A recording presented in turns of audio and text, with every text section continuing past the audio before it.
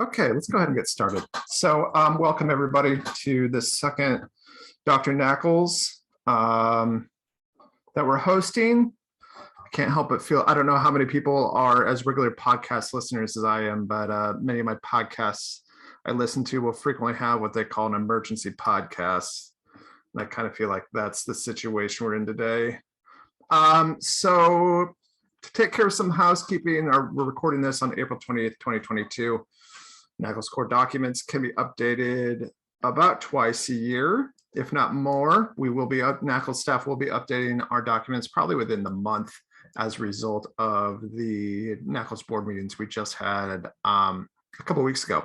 So this is just a reminder that if you are watching this at a later date, please consult NAACLS staff or the website for the most up-to-date documents when it comes to compliance documents, and especially since we'll be talking about compliance at this Dr. NAACLS. Today on the call, I'm joined with my colleague, Jessie Jasso, who is a program coordination coordinator and review liaison. She handles all the HT, HTL, CG, DMS, PATHE program reviews, as well as the numerous initial programs and program director changes we're seeing now. So she's very busy. And my name is Mark Spence. I work with the phlebotomy clinical assistant, doctoral programs, among other things. So we are here talking about a change in compliance to one of our publication substandards, specifically where you have your outcomes listed. So we notified our programs of this change in early March on the NAACLS News, then followed up in an additional article in the NAACLS News, the President's Report, and then at the CLEC update at the ASCLS meeting. But admittedly, this change in compliance kind of happened at a different time than when our major compliance changes happens, which is after a board meeting. So we're going to get into some of the background of that and some of the details of the frequently asked questions behind this compliance issue, and then take everybody's questions. So NAACLS, as many of you know, but some of you may not, NAACLS goes through its own quality assurance process through the Council for Higher Education and Accreditation, CHIA. CHIA is essentially an accreditor for an accreditors, and it has a set of standards which it expects its accreditors to follow. In November of 2021, for the second time in 3 years, CHIA has changed some of their standards and for the first time provided compliance language to those standards. Before this, we were just going with the bare bones standards with really no kind of direction besides just conversing with staff. In this compliance language additions they released, they have set expectations for our accredited programs posting their outcomes. So they have requirements for their recognized agencies accredited programs. To be compliant with these CHIA requirements, NAACLS must in turn require changes of how programs post outcomes. And kind of separately than how NAACLS handles its changes, especially standards changes, CHIA tends to want a quicker demonstration of compliance than NAACLS generally does. And even that aside, NAACLS has its own self-study due to CHIA in July. So that may provide some context about why some of these changes were made a bit faster than the way NAACLS generally does business. So let's talk about standard 4A1D, posting outcomes. Start with the standard language. This is standard for students, A, publications and disclosures. Excuse me. 1, the following must be defined, published, and readily available to prospective and enrolled students. D, results of external certification outcomes, graduation rate outcomes, placement rates outcomes for the last 3 active years. This has not changed in a few years. I think recently we added the term active to this, but this language has not changed in the past year to probably 2 years. What has changed is what we're seeing for compliance issues. So for programs with websites, because as you will see, that standard back there did not require programs that to have websites. But what NAACLS is requiring for compliance to that standard is that external certification outcomes, graduation rate outcomes, and placement rate outcomes of the last 3 active years be available on a program's homepage or one click away from that program's homepage, and a link clearly identified as program outcomes. So if you have links called accreditation information, NAACLS requirements, more information, that's not going to be acceptable to our current standard compliance language. If it is one link from your program's landing page, not your university or college's landing page, your program's landing page, so your MLS, MLT, phlebotomy, clinical assistant, whatever, that landing page. It either has to be on that landing page or one clearly identified link away from that landing page. And those programs must be presented in percentage form. Now, wanting to allow some programs to clearly provide some context and accurately represent the program's quality, we are allowing for the program to provide additional information if they wish. And you'll see an example of that additional information below, and that is just an example that is not required language. And then you see for programs without a website how we wish for the programs to list their information. Again, it's very, very similar in philosophy, making sure that recent information is available from the last 3 active years in percentage form.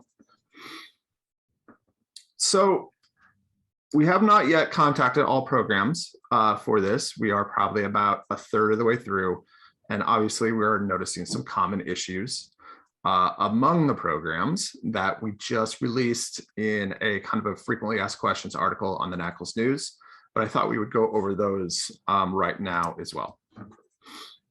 What we're hearing a lot is, hey, this is stuff I've done before, and I am getting issued a non-compliance on this. I was just wondering, I'm confused. I was wondering why that wasn't acceptable anymore, which is completely reasonable because we had a change in compliance, shifting from ways we were looking at this in the past. So we're looking at these programs under different parameters and different compliance requirements, and ways that programs listed outcomes in the past may not work now. Also, a very common question is about recent data. Under these new compliance compliance requirements, NAACLS needs to see data from 2021. The philosophy behind this is we are currently in the spring. I don't need to tell the people on this call that school is wrapping up for this semester. We right now have a bunch of high school students and their families, or transfer students and their families, making decisions about what their next step is going to be with their educational choices. While internally, NAACLS accredited programs and staff may look at 2020 and think of that year we'll allow programs to gather data for their assessment.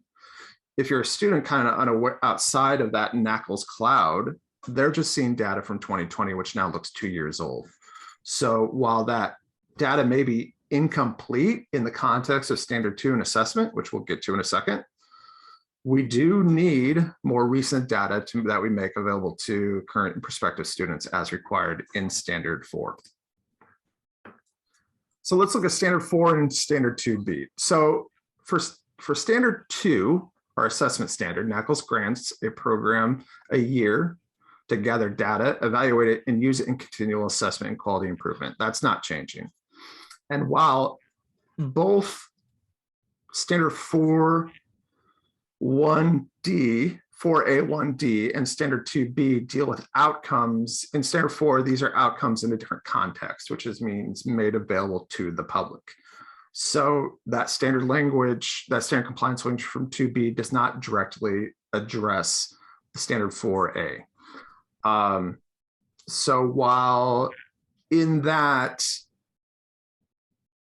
in that freedom we give you to provide context to your outcomes in the compliance language of standard 4, and you can put still receiving data from those who graduated and sat for exams for in 2021.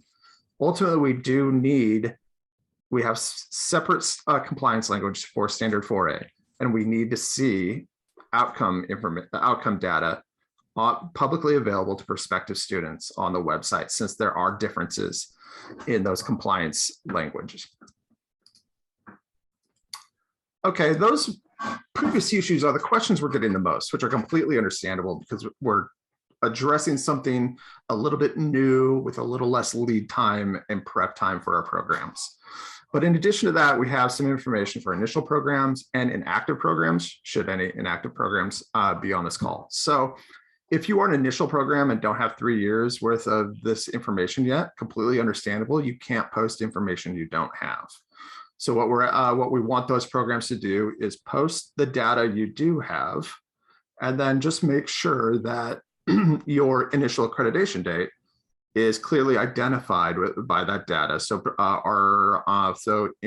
so the public and NAACLS staff, when we're checking to make sure that your programs are following compliance, that those parties know this is the only data we have available, and this is why.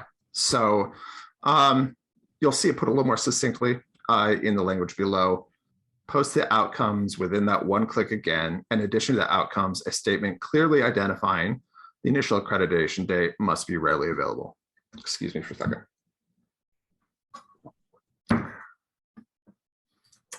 And finally, inactive programs. So inactive programs are still technically accredited. You have not fully withdrawn through the accreditation process. The benefit of this is that you get to re-enter the reaccreditation a lot faster than starting again with a application packet and a self-study and a site visit, et cetera, et cetera. But we do expect you to uphold most of the standards, and this being one of them. So inactive programs will still be required to post your outcomes from your last 3 active years, which is the requirement in the standard. And just so, again, the public is aware why your data or your outcomes may look out of date, and staff can tell why your outcomes may look out of date, we just request that you have a statement clearly identifying the date the program went on inactive status, and that must be readily available. So that is an albeit pretty quick overview of common compliance issues as they relate to this standard. In a second, we're happy to take any questions you may have on this or other questions outside of the standard 4 issue. Real quick, for 99.9% of our standards, the people you're seeing here are the content experts. They're the people to ask questions about for standard interpretation. This one standard is a little bit different though, because this is a CHIA standard. This is the only thing that NAACLS staff, it's not a CHIA standard, but since it's motivated by CHIA language and CHIA requirements that will have to be compliant with. This is the rare example where NAACLS is the content expert in this case only. But for any other questions, please feel free to reach out to these people. Their information is on the website. And we appreciate the graciousness with their time, as well as all of our volunteers. And I see some of our volunteers on this call right now. So allow us to take this opportunity to thank you guys. So we are getting to the Q&A right now. You can drop a question in the Q&A box, or you can raise your hand and I will enable you to speak. We already have a question in the Q&A box. Let me move along to my cute animations. Since we are posting information that may change, pass rates, how often do we need to update our website to reflect true data? Okay, so at this time, we do not have because we know you will get this information continually through the year. All programs have different admission dates and finishing dates. So there is no consistent dates at this time within the year that you need to make sure you keep this up to date. I would say make sure the data is Yes, rolling admission, many do. So because many programs vary so much in these kind of ways, they graduate classes, bring classes in, having set dates doesn't necessarily reflect a clean way where we can set specific deadlines throughout the year. So that's a long way for me to say we don't have specific deadlines for the year at this time. We ask that you keep the questions up to date. Not the questions, the outcomes up to date. And keep in mind that if you have outside students and prospective students wanting to see this data, making sure that you have relevant data available to them. Let me, 1 second, I'm getting, okay, so I apologize. Usually I shut down the chat function for questions and answers, and I left that open. So Julie and Jerry, I see your questions. Can you drop those in the Q&A box, just because I want to try to streamline it, because I don't want to miss anybody's questions. So I see your questions now, but I'm going to limit the access of the chat box. So if you can just drop those in the Q&A box so I know I can get them, it'd be great. Okay. So Lynn, when is this due? Updates on January 1st each year. Also, if the standard for within 1 year is separate, does not apply, can we consider a student who passed later than 12 months after graduation of the pass that have failed to recreate the percent pass rate? Yeah, I mean, again, that year afterwards is for us, we came up with that year afterwards specifically in the context of standard 2, because when you're doing your assessment and when you're applying your outcomes to benchmarks, we didn't specifically think it was clearly reflective on the program to, if your student had a bad day or is not a good test taker for the first time they sat for that exam. So that year, to allow for those students to sit multiple times for that exam, and if a student takes the exam 3 times, fails twice, passes once, and counting that as a yes, we want to make sure to give programs the benefit of doubt on all the other variables it would be for a student to pass that exam. So for standard 4, we don't have any language regarding that within 1 year. So I would say that if a student takes the exam more than a year, then after it passes the exam for standard 4, it would be okay to count that as a yes. I think stats that we see from the BOC consider that usually unlikely that a student who will pass after that year, take it after year pass, they see a clear drop in passes for multiple test takers after that date. So, but yes, for standard 4, you could include that as a pass. All right. When should we assume that our website is in compliance if we haven't been notified by NAACLS, assuming we think we are in compliance? We have not checked all the programs yet. So if you have not been contacted by us, you are not in non-compliance. So Angela, I don't know, I can't tell you whether your program has been contacted by us or not. Like I said, we're only through 1/3 of those. And while I am related and I guess consulting on that project, I'm not the person actually contacting all the programs. So I believe since we are trying to review over 600 programs in a couple months, as well as answering all the emails and try to address all the questions, I don't think you are being contacted if you're not out of compliance. So we're in a spot where, you know, if you don't hear anything, you are okay until you do. My current language is current outcome, so I need to specify a specific date range now to be in compliance. If you don't specify the 3 active years, and if people not familiar with your program can't determine that those are your 3 active years, yes, you need to change it. I don't. If I went to your website and I saw current, I wouldn't know what that means. Is that just your last year? Is that the last 5 years? You would need to, and those dates can be, and those dates can either be in their individual columns, such as our annual survey is, or it can be an average over that 3-year time. Just make sure it's the 3 years can be clearly identified and it's not like a 5-year average.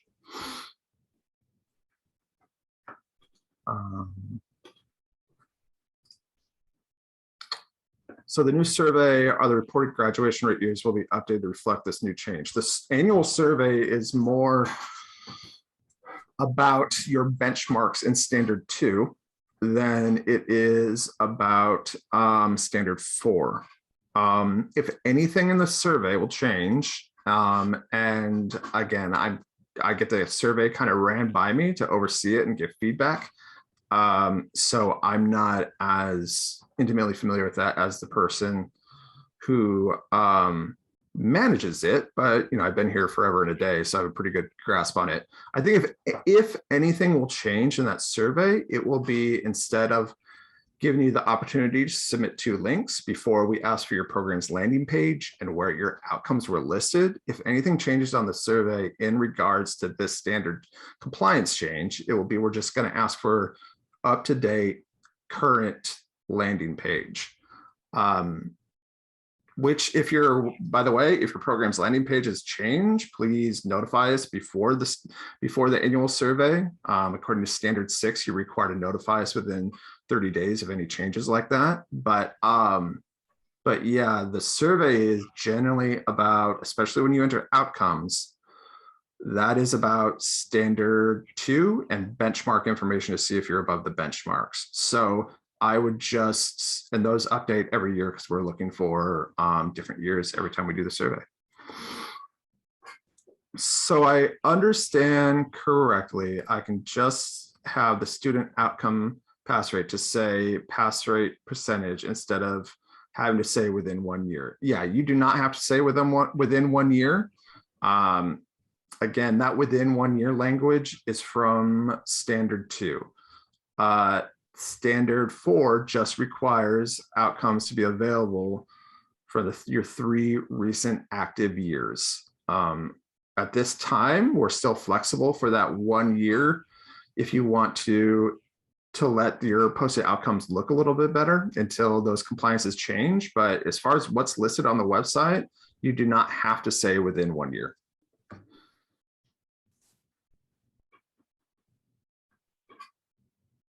Yes, that's too many clicks away. It should be 1 click away or less from your program's webpage, not necessarily the universities or the hospitals, but from your exact program, 1 click away or less. So Jesse, just in case people aren't seeing the question, can you just restate that question and repeat your answer? Yeah, so Rita said, click on college website, then program and courses, then program list, then MLT program, then faculty program webpage, and then outcome measures. Is this too many clicks away for compliance? Yes, it's too many clicks away from compliance. It should be 1 click away or less from your program's webpage, not from your institution or hospital's webpage, and then the program's webpage, and then multiple clicks after. It's just 1 click or less from your program's webpage. So yeah. Yeah, and that's correct. And the only other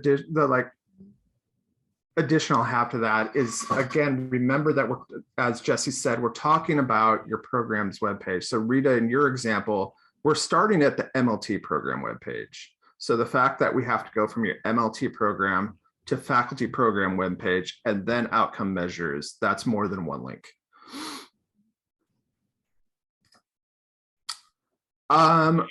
We do not, so can we see an example of how we can organize this data? We don't currently have an example. Historically, we are reticent to offer examples, even though we did just recently put one in the standard compliance guide. Based on for the assessment standard and how you can track some of those changes. But we don't have an example for this. We do want to encourage flexibility to programs, and we don't want to try to imply that there's a very narrow way to display this other than the standard language and the compliance language we have available.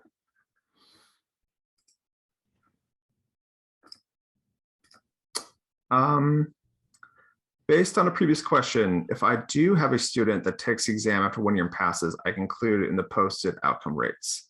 but I would not be able to include it in my standard 2 outcome measures. I've typically never included these students in my outcome before. That's correct. So the standard 2 compliance language is very clearly says within 1 year of graduation. And I don't have that language in front of me. So if it's a variation on that, I apologize. Those of you who have talked to me on the phone know how reticent I am to quote any of this stuff off the top of my head, but that's pretty common. So I would say different standards, treat them differently. And when it comes to your assessment and the things required in standard 2, pay close attention to that compliance language for standard 2, but I'm very confident it says for that, you need to, it's for people who take it within 1 year of graduating. But again, please refer to the compliance language because our volunteers, especially our committee members and our board, spends a lot of time refining that compliance language to make sure it is as clear and as accurate as possible.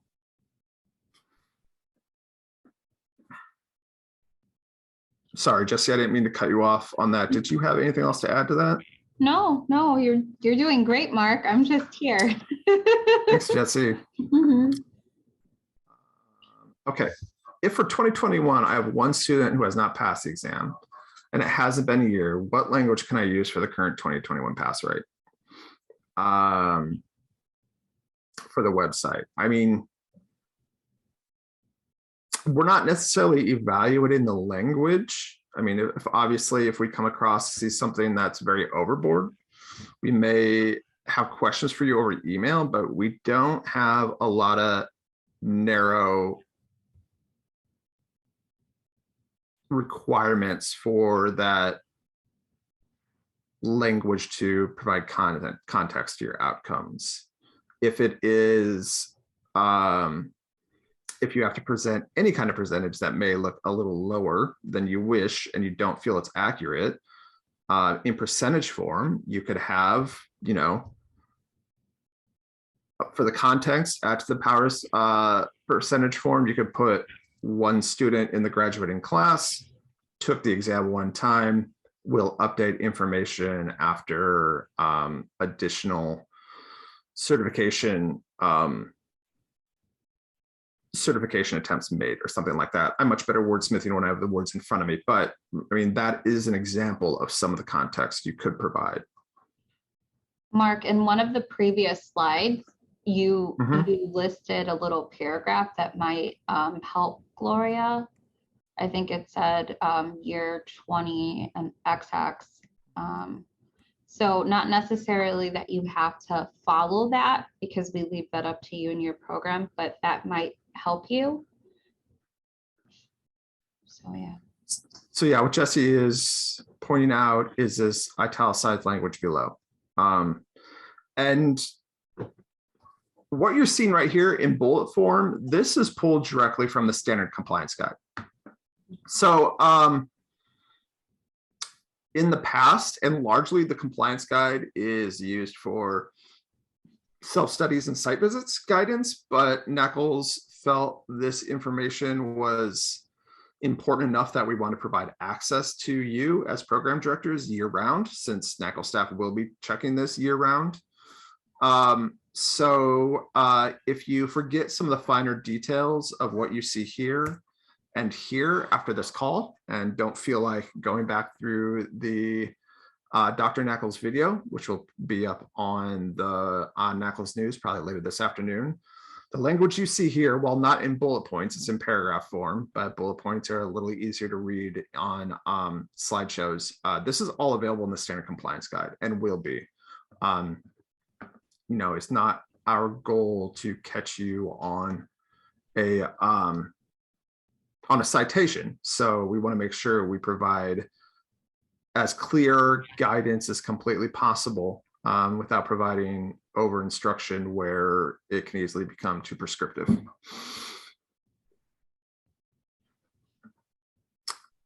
I think we are through these questions. I don't see any hands up. We can hang out for a little bit longer in case a question comes to you. If a question doesn't come to you right now, just checking the time. It's about 1:30 Central. So we do have time if you have more questions. If you don't have any, if you can't think of any now but have questions later, please feel free to contact Jesse or I or Stephanie, who is the one doing the checking of the websites. Do we need to post attrition rates as part of outcomes or make attrition public? No.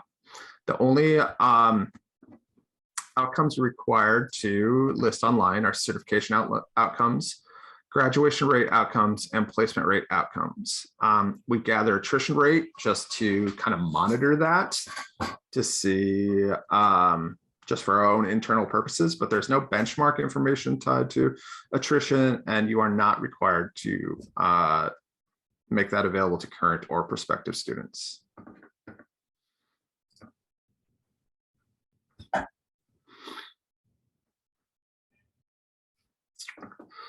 So we've got, so we've got another one. Just for a clarification, did I hear you correctly that even if a student passes the BOC more than 1 year after graduation, we can still count the graduated having posted the BOC? Thanks. Yes, for standard 4, not for standard 2. At this time, we have no limiting language like that within our standard compliance guide for standard 4.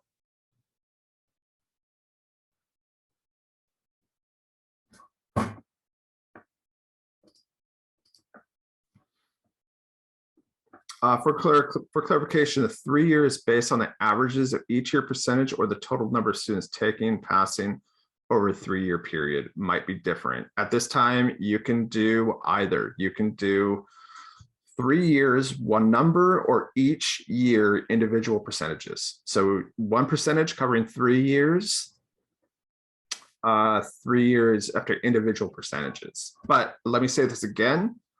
I know I've said it before, but we've had programs do it. We've had programs that have gotten citations on in their self-study, even under the old compliance language. Make sure that you are showing 3 years. Even if your outcomes are 100%, and you can reverse logic that, oh, if my outcomes are 100% over the last 5 years, obviously they're 100% over the last 3 years. Don't make us work that hard. We want to try to treat programs consistently. And we want to make sure that things are very clear for students, even though you could make a very reasonable argument that it is clear. But please, for the sake of this, I want you all to be compliant. List either individual years of at least the last 3 active years or 1% of the 3 years. But if you have, 2021 to 2016, 100%, that's not going to be compliant. If you have 2019 to 2021, 100%, 3 years, I need to count this out, 2019, 2020, 2021, that will be compliant. So at the risk of being redundant, I at least wanted to bring that up. Well, that's good, So Mark. That's good, yeah. Mark, because I got a lot of phone calls, just helping out. Many thought that they were compliant because they had 2018, 2019, and 2020. It's important to know that you have to have 2021 as well. So I just, sorry to interrupt, I just really wanted to point that out. So in case you do get an email, not saying that you will, we're only 1/3 way through, just to remember that when you're looking on your webpage to see where is the non-compliance issue at, if that happens to you. Sorry, you can go on. No, that's okay, Jesse. I'm glad you brought that up. So in follow-up, then my outcomes on the website may be different than outcomes on standard 2. Then what is the point of applicant? Then is that an accurate representation? Which is the point of posting publicly? Well, I mean, even before so let's talk about standard 2. When we ask for that data, it is for people who graduated between, I believe it's July 1st of 1 year to June 30th the next year. We've never required that your outcome posting has to be under those parameters. Even before these recent changes, we never required that your outcome numbers look exactly like the outcomes you present. We wanted to when we developed capturing information for the outcomes over 10 years ago now, we realized there was not going to be a perfect answer to serve everyone. Therefore, we had to come up with something at least consistent because, again, things we talked about previously, rolling admission rates, things of that nature. So we had to set a little firmer boundaries to that, so we would have consistent data over time that we could review to determine whether benchmarks need to change. For standard 4, since we weren't looking at that, and we know that giving specific like some of the hard and fast parameters may or may not reflect your program accurately, we wanted to give programs a little bit of flexibility with the way you displayed those. And we still do, we just are being a little more narrow in the way we look for that. But we've never compared the data you have on your website to the data you offer in your annual survey. Okay, seeing none, we're going to wrap up this call. We should have information about the next Dr. NAACLS pretty soon. Thank you for everybody who's showing up. I know this change led to a lot of questions. Thank you to all those who asked the questions. And if there are any other inquiries after this, again, I encourage you to contact staff. So if I don't happen to speak to you before that, which is likely I won't, everybody have a good weekend. Have a good weekend. Thank you.